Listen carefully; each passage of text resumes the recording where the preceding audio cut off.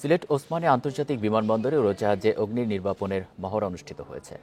দুপুরে বিমানবন্দরের রানওয়েতে বেসামরিক বিমান চলাচল কর্তৃপক্ষের আয়োজনে ডামি উড়োজাহাজ, যাত্রী ও ক্রু নিয়ে এই মহড়া অনুষ্ঠিত হয়। এতে ফায়ার সার্ভিস, বিমানবন্দরের বিভিন্ন দপ্তরের কর্মী সহ সিলেটের বিভিন্ন বেসরকারি হাসপাতালের কর্মীরাও অংশ নেন। মহড়ায় প্রধান অতিথি হিসেবে উপস্থিত ছিলেন বেবিচক চেয়ারম্যান এয়ার ভাইস মার্শাল মঞ্জুর কবির ভূঁইয়া।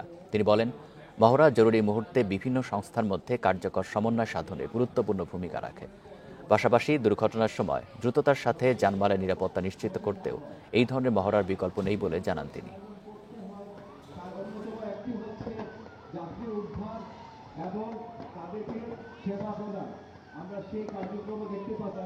ফিজিক্যালি দেখলেও দেখে পরে প্রত্যেকটা এয়ারফিল্ডের জন্য তারা একই রকমভাবে প্রিপেয়ার্ড হয়। সো অ্যাকচুয়ালি আমাদেরকে সবসময় যখনই কোনো এয়ারক্রাফট নামে আমাদেরকে এই প্রিপারেশন রাখতেই হয়। তো এই প্রিপারেশনটা আমরা আজকে দেখলাম যে অনেক ভালো করেছে ইনশাআল্লাহ। তো আমরা এটা ধরে রাখার চেষ্টা করবো, আরও উপরে নিয়ে যাওয়ার চেষ্টা করব। এবং আমাদের যে ইভ্যালুয়েশন কমিটিটা আছে এখানে, কারণ প্রতিনিয়ত তো আমরা উন্নতির দিকেই যাব, আরও ভবিষ্যৎ এক্সারসাইজ আরও ভালো করতে হবে।